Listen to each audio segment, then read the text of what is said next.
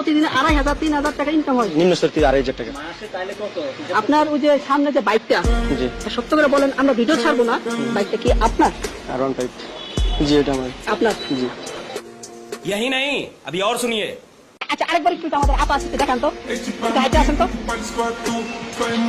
এইভাবে কত টাকা করেন? আমি কাজে থেকে হাইরি আর কিভাবে টাকা চান, কিভাবে টাকা চান?